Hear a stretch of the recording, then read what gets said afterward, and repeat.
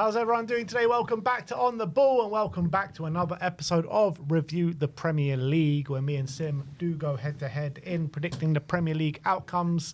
Sim lagging behind a bit in the scores, 304 to 331. 5 points for a completely correct scoreline, 1 point for a correct result, and the star man. Once you pick that man, you can't pick them again for the rest of the season. 5 points for a goal, 2 points for an assist. And let's see how we got on in our predictions, starting off at the Etihad, which finished 5-2 to Manchester City on the day. Sim went for 2-1 to City. I went for 2-2. And about 35 minutes in, I was like, yeah, bang, I'm in for a 5-pointer. But nah, there was always going to be more goals than that. So Sim gets 1 point. Crystal Palace, they came out of the blocks fast, didn't they? Scored 2 goals early doors. Definitely could have been more. Man City got that goal back on like the 30th minute. Then within 3 minutes, it's 2-2. And it was just kind of like just one-way traffic from there, wasn't it? Yeah. Palace couldn't get a kick after that. They just lost their way a bit, Palace, after such a confident start. The game really turned when it was all pretty much one-way traffic. Palace were ripping through them. And the game really turned where Eze went for on goal. He makes it 3-0. And you're like, all right, this is game, set, match. And then there was a slight offside. Yeah. And then all of a sudden, City kind of got buoyed from that. And to be fair, I really felt De Bruyne just rolled back the ears in this one. He was fantastic. 100%. And this is probably his best performance of the season. Maybe he's kind of looking for a good farewell tour with these kind of performances. Because I thought he was absolutely excellent in this game. And he was a big part of why they turned it around. So credit to him. Man City with a big win. Look, impressive, because Palace have been in great form in general. So really impressive to beat them as well as they did, and puts them right in the driving seat at the moment for that kind of Champions League spaces, which is really hotting up. Yeah, really good performance, really good result for Man City. 2 other players, McAtee and O'Reilly, new cabs off the rank from the academy for Man City, which shows they've got some young blood coming in there, and I thought they both performed really well and both got on the score sheet. Yeah, Riley's been doing really well for a few weeks, got a nice goal as well. And McAtee's been obviously a Premier League player for a couple of years now. Yeah. Hasn't really got many opportunities this season, but yeah, I feel like he'll be on the move in the summer, but I think there should be a few Premier League teams after him because he's a good player. Yeah, Marmoush as well, getting another goal for Man City. Great start to life he's had there. But yeah, you're right. It was all about Kevin De Bruyne in this game. He was scintillating, and I think he just seemed like he was just spamming the shots in every few minutes. It's like another shot, Kevin De Bruyne. But yeah, brilliant performance. And do you reckon if he performs like that for the rest of the season, they might try and get him to sign another contract? Is there a U-turn in the offing? Yeah. I mean, look, I guess it's not the first time we would have seen a player make an announcement and then do a U-turn. So I would never completely rule it out, but I would still say it's probably unlikely. But maybe he's looking to put himself in that shop window in terms of other top clubs. Maybe he's not ready for an MLS trip yet. Yeah. Take him at Spurs. I'd take him at Spurs. De Bruyne at Tottenham, I'd definitely take that. Let's move on and let's go to Brighton against Leicester. Finished 2-2 quite unbelievably. Sim went for 3-0, as did I. First time Leicester have scored since, mid-January. I couldn't believe it when I saw Leicester scoring. They equalised on the 38th minute after João Pedro scored a penalty early doors. 5 minutes before that, to be fair. And then João Pedro gets another penalty in the early stages of the second half. And with 15 minutes to go, Akoli heads in the equaliser, and Leicester get their first point in God knows how long. Yeah, an unlikely draw. And it's classic Brighton this season, who they have struggled against the teams down the bottom. They just seem to, for some reason, keep dropping points in these games. And just after, again, it looked like they were in brilliant form. I think they won 7 on the trot, and now they're 4 without a win in the Premier League, 2 draws and 2 losses. So very really patchy side, aren't they? Yeah, it's just how it is at the moment. And when you're not beating Leicester, it's a big problem. Albeit they'll be very frustrated that in that first half they weren't completely out of sight. Should have been about 2 or 3-0 probably, or obviously 3-1. They should have been out of sight in that first half. They didn't take their chances. Second half, Leicester did come back into it, and it was a very even game second half. And they'll be not happy, I think, Brighton, with how they let the game slip away from them. In terms of European chances now, at one point it looked like, wow, they're banging it for top 4. Now, not a million miles away, but they are 10th, and they're now 7 points away from that top 5. Yeah. So I think Champions League is probably out of the question. 6 points away from Europa League as well. So I think talk of Europe now, obviously depending on these different circumstances where 11 teams can qualify, looks like it could probably a bit too far away from them now. Yeah, the thing is, this was their easiest game from now to the end of the season. They needed to take 3 points in this game, I think, for European football. They've got hard games, you know. Still in the FA Cup, though, aren't they? They are still, yeah. They got to go away to Brentford. They still got Newcastle to play, away to Wolves, Liverpool, and last game of the season away to Tottenham, which, you know, probably the easiest out of the lot. But they've got very difficult games, Brighton, from now to the end of the season. Any chance of a late Leicester fight back? No chance. But credit them for getting a point, first point in a long time. So let's move on to the City ground as Nottingham Forest lost by 1-0 to Everton. Sim went for 0-0, and on the 93rd minute, it looked like you were getting that 5-pointer.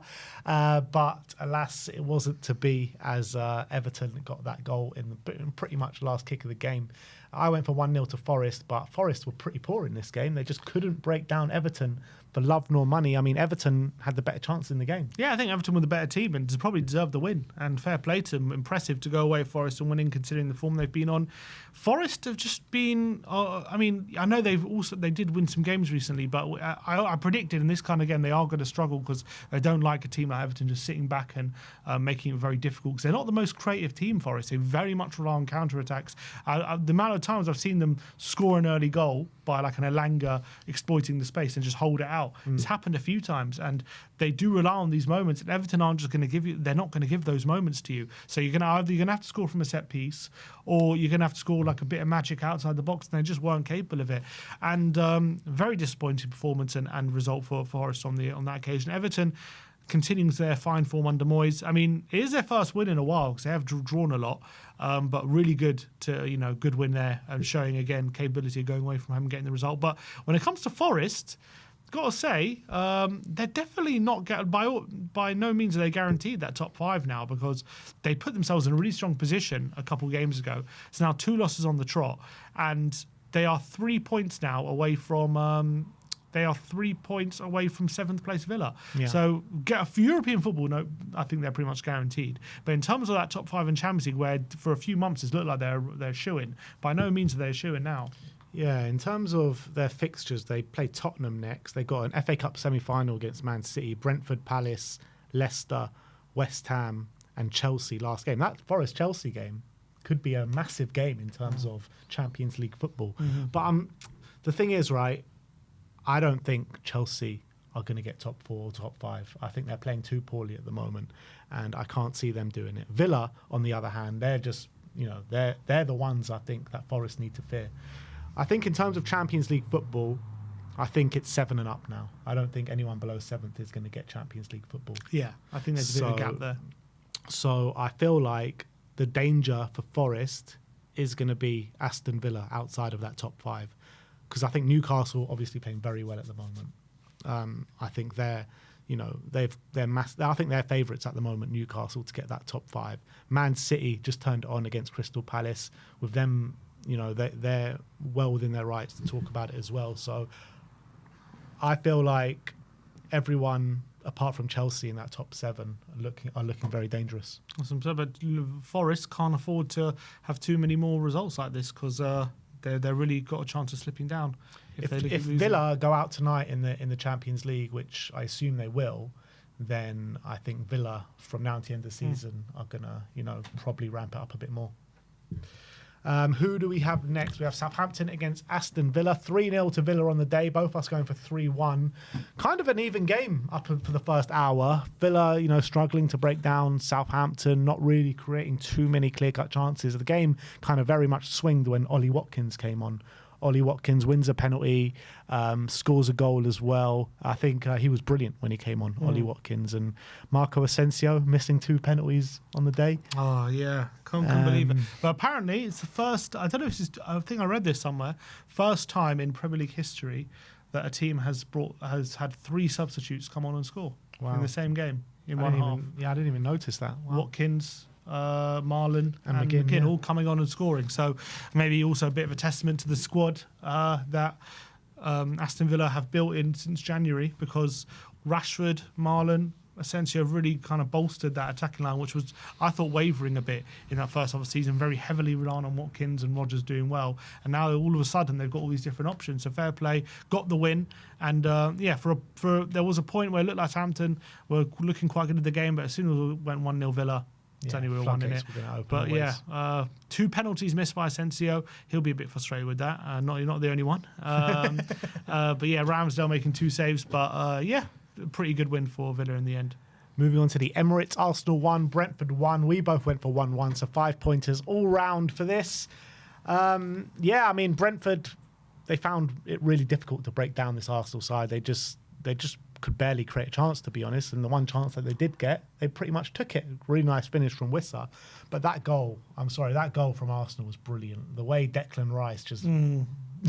He must have ran about 70 yards or something and found the perfect pass to Thomas Partey, and he finished it in the far corner. I mean, that was a brilliant counter. It felt like just within a flash, they were up the other end and scored the goal. So it seemed like they knew they were going to score against Brentford. Yeah, to be fair, both teams were just struggling to break each other down, weren't they? No real big chance in the game. Yeah, it was a very even game. I thought Brentford were well in it and well worth a point. I think they deserved the point in the end. They played quite well, and it wasn't a surprise when they equalised. It just felt like like they deserved it. So it wasn't a massive surprise to me. Nice finish from Wissa.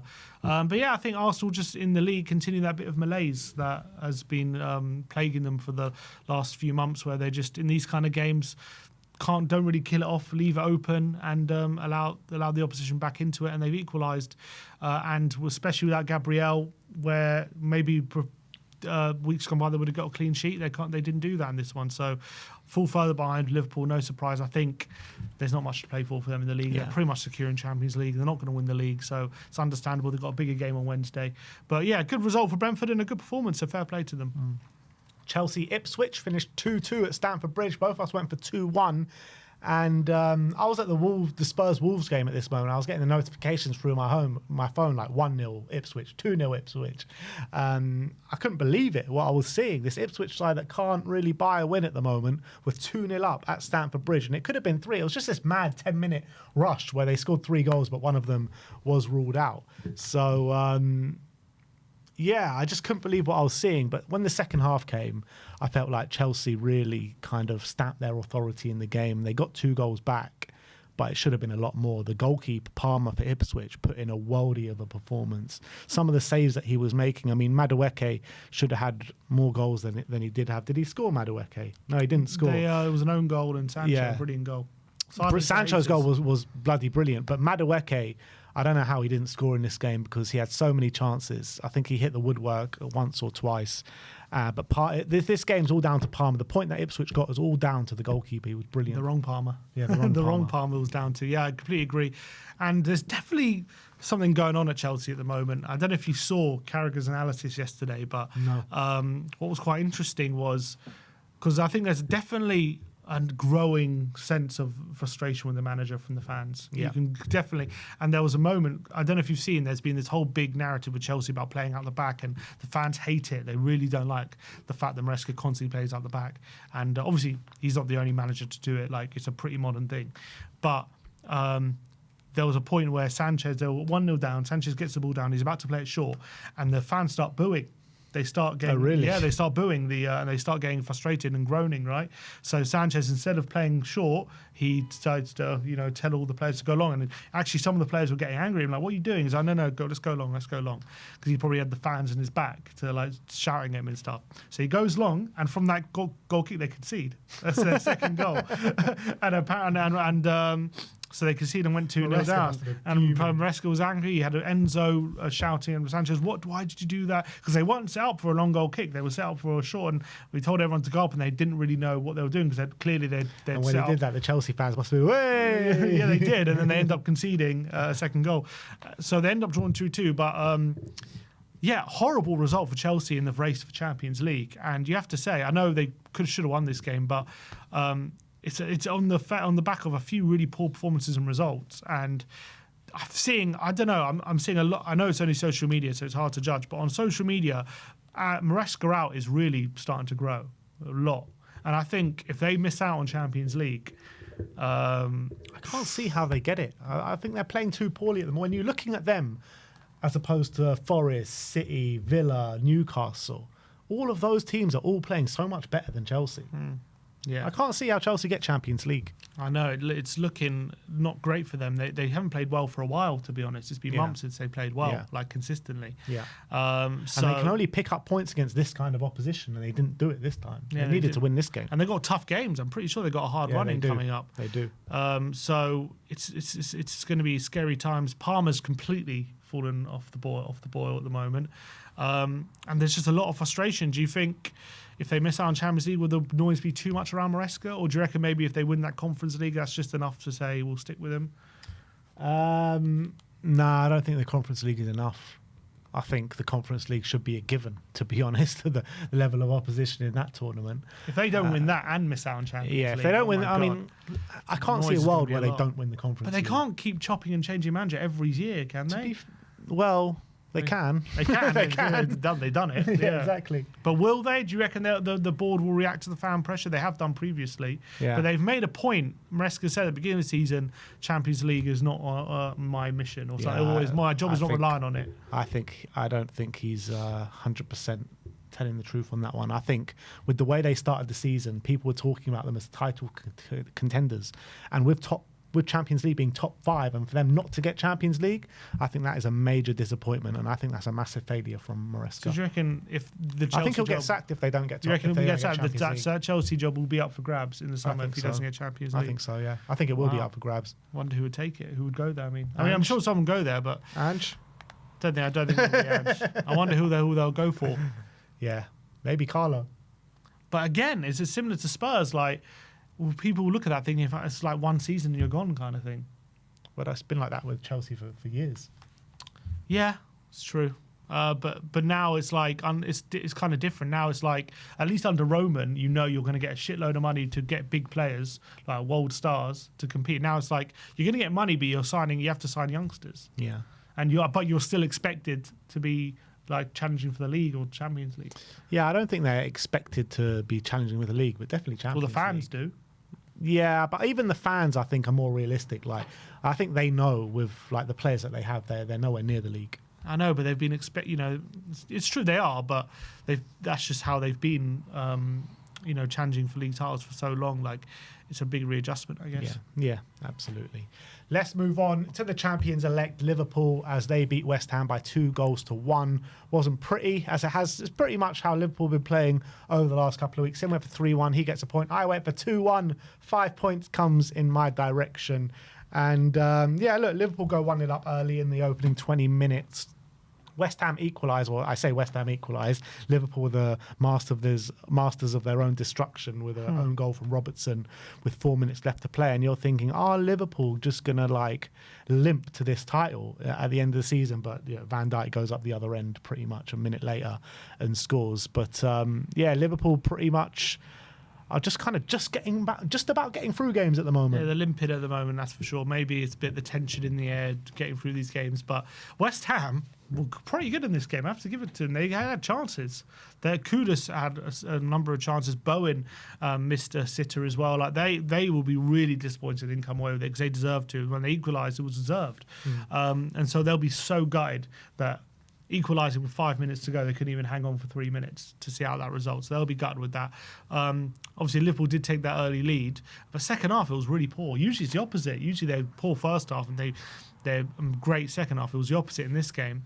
But look, at the end of the day, by hook or by crook, they got the 3 points. So that's all that matters because it does extend their lead to 13 points with 6 games remaining, which means 2 wins gets them that title, and they could win the league against Spurs in 2 weeks' time. So there'll be a party in the away end, party in the home end. I don't even think we need to party with Liverpool in the league anymore because the Arsenal have been out of it for so long. It doesn't really matter. So big, look, it's still a good day. But yes, maybe signs of life for Potter and West Ham because they're decent performance. Yeah, maybe, but still, the results haven't been great since he's come in. Been haven't poor. really improved now. Wolves against Tottenham finished 4-2 to Wolves. Both of us went for 2-1 to Wolves, so we knew that Wolves were going to win. We just didn't know they were going to put 4 past us. Shambolic display from Spurs, to be honest. Just mistake riddled. Each goal was more embarrassing than the next, and every time we looked like we were getting back into the game, Wolves just went up the other end and capitalised on another one of our mistakes, and just kept doubling their lead. It was just such a frustrating game to watch. Yeah, it was really shambolic displaying 4 of the worst mistakes you'll ever see in a Premier League game. It all rolled into one game and all led to 4 goals for Tottenham. So it was a real shit show.